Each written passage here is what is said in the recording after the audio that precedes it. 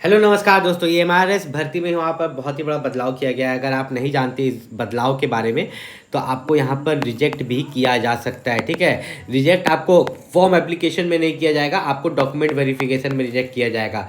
तो अगर आप किसी भी पोस्ट के लिए फॉर्म अप्लाई किए, जैसे कि यहाँ पर आप टोटल पोस्ट जो देख रहे हैं 7,000, ठीक है, यहाँ पर 7,267 पोस्ट है। ठीक, तो यहाँ पर टोटल अगर पोस्ट यहाँ पर देखें तो उसमें बटा हुआ है, जैसे कि कुछ पोस्ट प्रिंसिपल के लिए है, कुछ आपका पीजीटी के लिए, कुछ टीजीटी के लिए, कुछ female staff nurse, hostel warden, accountant, junior secretarial assistant, lab attendant. तो यहाँ पर आपने किसी भी पोस्ट के लिए अप्लाई किया है तो एक चीज़ का खास ख्याल रखिएगा जो मैं आपको यहाँ पर बताने जा रहा हूँ, ध्यान से समझिएगा इस चीज़ को। अगर आप यहाँ पर ओबीसी कैटेगरी से बिलोंग करते हो, ओबीसी, एससी, एसटी या ईडब्ल्यूएस, तो इस चीज़ का खास ख्याल रखिएगा कि फॉर्म अप्लाई का जो लास्ट डेट है, ठीक है, फॉर्म अप्लाई का जो लास्ट डेट है उससे पहले जो है आपके पास कास्ट सर्टिफिकेट बना होना चाहिए। ठीक है, और ये कास्ट सर्टिफिकेट नॉर्मल वाला नहीं, सेंट्रल लेवल वाला, ठीक है, सेंट्रल लेवल वाला कास्ट सर्टिफिकेट आपके पास बना हुआ होना चाहिए। अब सेंट्रल लेवल कास्ट सर्टिफिकेट क्या होता है, बहुत लोगों को यही चीज़ नहीं पता होगा। ठीक है, आपने किसी भी पोस्ट के लिए अप्लाई किया, वो भी फॉर्म अप्लाई का लास्ट डेट से पहले, मैं आपको यहाँ पर समझा देता हूँ। ठीक है, थोड़ा सा हम लोग नीचे चलते हैं, ये सबको यहाँ पर हटा के चलते हैं। तो इन्होंने खुद बोला है कि अगर आप किसी भी कैटेगरी से बिलोंग करते हो और आप सेंट्रल लेवल कास्ट सर्टिफिकेट नहीं होगा आपके पास, तो ये लोग डायरेक्टली आपको यहाँ पर रिजेक्ट कर देंगे। देखिए, एक होता है स्टेट लेवल का कास्ट सर्टिफिकेट, क्या होता है आपका स्टेट लेवल का कास्ट सर्टिफिकेट, और एक होता है सेंट्रल लेवल का। तो हम लोगों का जो ईएमआरएस का भर्ती है वो सेंट्रल लेवल जॉब है, तो उसमें स्टेट लेवल का नहीं लगेगा, सेंट्रल लेवल का लगेगा। अब सेंट्रल लेवल कास्ट सर्टिफिकेट बनाते कैसे हैं, देखिए, सेंट्रल लेवल का जो कास्ट सर्टिफिकेट है उसको बनाने का बहुत ही आसान और सरल प्रोसेस है जो मैं आपको बता देता हूँ। देखिए, मेनली क्या होता है ना, सबसे पहले हमारा स्टेट लेवल बनता है और फिर उसी के मदद से हमारा सेंट्रल लेवल बनता है। और उसको पहचानेंगे कैसे, देखिए मैं आपको यहाँ पर बता देता हूँ कि उसको पहचानने का क्या तरीका होता है। देखिए, पहचानने का जो मेन तरीका यहाँ पर होता है मैं यहीं पर बताता हूँ, इसे मिटा देता हूँ ताकि नीचे मुझे और भी चीज़ें बताने हैं। अभी ईएमआरएस के बारे में अभी और भी चीज़ें बताने हैं, जैसे कि अगर लिखा हुआ रहेगा यहाँ पर, ध्यान से पढ़िएगा, UNDER, under the government of, आपका कास्ट सर्टिफिकेट जो भी आपके पास जाति प्रमाण पत्र है उसी को इंग्लिश में कास्ट सर्टिफिकेट बोलते हैं।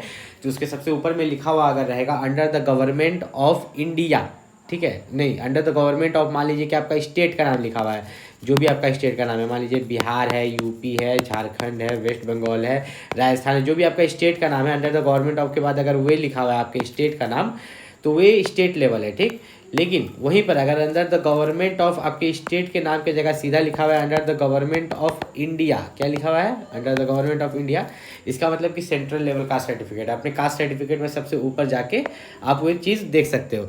उसके बाद यहाँ पर अगर बात करें तो यहाँ पर सैलरी अगर आप देखिएगा तो बहुत खतरनाक सैलरी है। प्रिंसिपल का सैलरी देखिएगा तो 78,000 से शुरू हो रहा है और 2 लाख से भी ऊपर जा रहा है सैलरी रिटायरमेंट के होते सर। ठीक, यहाँ पर टीजीटी लेवल का अगर सैलरी देखिएगा तो यहाँ पर आप देखिएगा 44,900 से यहाँ पर शुरू हो रहा है और 1,42,400 तक इसका यहाँ पर जा रहा है। ठीक, लाइब्रेरियन की सैलरी देखिएगा तो 44,900 से शुरू हो रहा है, 1,42,400 तक इसकी सैलरी जा रही है।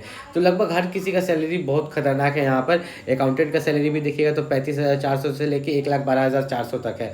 तो ये सैलरी सब तभी आप पा पाएंगे जब आप एग्ज़ाम निकालेंगे। मेन क्या है, एग्ज़ाम। तो प्रिंसिपल के लिए तो एग्ज़ाम पैटर्न, प्रिंसिपल के लिए बहुत कम लोग अप्लाई करेंगे, तो हम लोग पीजीटी और टीजीटी के बारे में बात करेंगे। ठीक है, तो पीजीटी में जो प्रीलिम्स एग्जाम होगा उसमें आपका जनरल अवेयरनेस से 10 क्वेश्चन है, रीजनिंग एबिलिटी से 15, नॉलेज ऑफ आईसीटी से यहाँ पर 15 क्वेश्चन है, टीचिंग एप्टीट्यूड से 30 क्वेश्चन, डोमेन नॉलेज से अगर यहाँ पर बात करें तो डोमेन नॉलेज से यहाँ पर टोटल यहाँ पर 30 क्वेश्चन है आपके।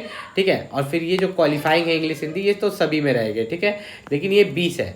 अब वहीं पर आप टीजीटी में जाइएगा तो ये थोड़ा अलग हो जाता है। ठीक है, टीजीटी में जैसे हम पहुंचे यहाँ पर, तो देखिए यहाँ पर जो इंग्लिश और हिंदी है ना, पहले क्या होता था ना, देखिए क्या बदलाव किया गया। पहले क्या होता था कि आपको जैसे कि यहाँ पर इंग्लिश होता था, हिंदी होता था, रीजनल लैंग्वेज होता था, सब में आपको 4-4 मार्क्स लाना पड़ता था। ठीक, लेकिन अब ऐसा नहीं, अब 30 में से आप डायरेक्ट ला दीजिए यहाँ पर 12, कितना, 12 मार्क्स। ठीक है, 30 में से आप 12 मार्क्स ला दीजिए, आप क्वालिफाई कर गए। ये क्वालिफाई करना भी जरूरी है, नहीं तो आपको आगे पेपर चेक नहीं होता है। अब यहाँ पर कटअप क्या जाता है मैं आपको बता देता हूँ, प्रीलिम्स का कटअप। तो प्रीलिम्स जो है आपका टोटल 100 नंबर का होता है जिस पर आपका कटअप जाता है। इसमें आपका जनरल अवेयरनेस से 10 क्वेश्चन, रीजनिंग से 15, नॉलेज ऑफ आईसीटी, ठीक है, जिससे 15 क्वेश्चन है, टीचिंग एप्टीट्यूड से 30 क्वेश्चन, डोमेन नॉलेज से यहाँ पर अगर बात करें तो टोटल 30 क्वेश्चन है, जिसमें एक्सपेरिमेंटल क्वेश्चंस रहते हैं यहाँ पर 20 मार्क्स के, 10 मार्क्स के जो है नेप्ट से क्वेश्चन यहाँ पर रहते हैं। तो आप लोगों को कितना कम करना होगा ताकि आपका यहाँ पर सिलेक्शन हो जाए। तो देखिए यहाँ पर अगर बात करें टीजीटी के लिए, यहाँ पर प्रीलिम्स में क्या कटअप जाएगा। ठीक है, तो मेनली यहाँ पर अगर आप देखिएगा तो टीजीटी और पीजीटी, ठीक है, दोनों 100 मार्क्स का ही होता है। क्वालिफाइंग पेपर अगर आप छोड़ दे तो देखिए जनरल अवेयरनेस में आपको 10 में से कम मिनिमम 5 सही करना होगा किसी तरह। रीजनिंग एबिलिटी में से आपको 15 में से 10 सही बनाना होगा, ठीक। और देखिए समय भी आपको अच्छा खासा मिला है। The test will be of 2 hours 30 minutes, मतलब 2 घंटा 30 मिनट का आपको समय दे रहा है। नॉलेज ऑफ आईसीटी से आपको 15 में से यहाँ पर 10 क्वेश्चन बनाना ही पड़ेगा, 10 क्वेश्चन आपका सही होना चाहिए, ठीक। तीसरा आपका आता है टीचिंग एप्टीट्यूड, जिसमें 30 में से, ठीक है, 30 क्वेश्चन में से आपको टीचिंग एप्टीट्यूड में कम से कम यहाँ पर 25 क्वेश्चन, 25 नहीं तो चलिए कम से कम मिनिमम 20। डोमेन नॉलेज में से आपको 30 में से कम देखिए ये ऑब्जेक्टिव होगा, ठीक है, वो एमआर पर होगा, चिंता करने की जरूरत नहीं है। 30 में से आपको कम से कम डोमेन नॉलेज में पता है कितना आना चाहिए, यहाँ पर 15 नंबर। तो अगर हम लोग यहाँ पर पूरी देखें तो हम लोगों ने आधा आधा उठाया है सब जगह से, ठीक।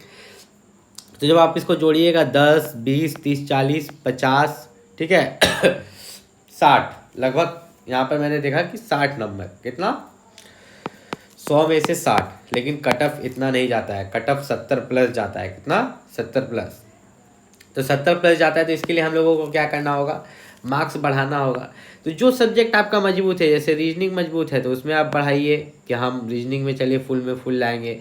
किसी का आईसीटी, ठीक है, कंप्यूटर नॉलेज ज़्यादा है तो उसमें बढ़ाए, टीचिंग एप्टीट्यूड का नॉलेज है तो उसमें बढ़ाए, डोमेन नॉलेज ज़्यादा है तो उसमें बढ़ाए। किसी एक में आपको बढ़ाना पड़ेगा, जैसे अपने डोमेन में ही यहाँ पर टीचिंग एप्टीट्यूड में 30 में 30 ला लिया तो वो मैनेज हो जाएगा। कम से कम मिनिमम आपको 100 में जो है 70 लाना होगा प्रीलिम्स क्वालिफाई करने के लिए। वो एमआर सीट पर आपका एग्ज़ाम होता है, अलग अलग लैंग्वेजेस में यहाँ पर आपके एग्ज़ाम्स लिए जाते हैं।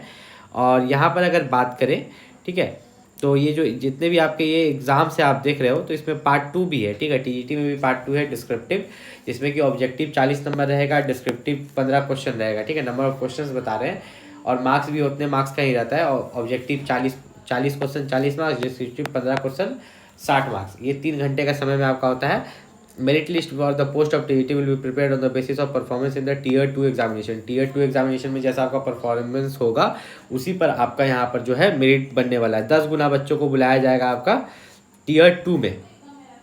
तो यहाँ पर इन्होंने साफ साफ बात किया है, ठीक है। अगर हम लोग यहाँ पर देखें तो और उन्होंने कुछ खास चीज़ तो यहाँ पर दिया नहीं है, ठीक है, हम लोगों ने इसे पूरा पढ़ लिया, कुछ खास यहाँ पर नहीं दिया गया था, क्योंकि मैं खोज रहा था कि इन्होंने क्या नेगेटिव मार्किंग को भी लेके कुछ दिया है। चलिए मार्किंग स्कीम देखते हैं, नेगेटिव मार्किंग, हाँ 1/3। तो ईएमआरएस के अंदर जितने भी एग्जाम्स होंगे सभी में देख सकते हो आप 1/3 लगभग यहाँ पर नेगेटिव मार्किंग है, तो बच के रहना है।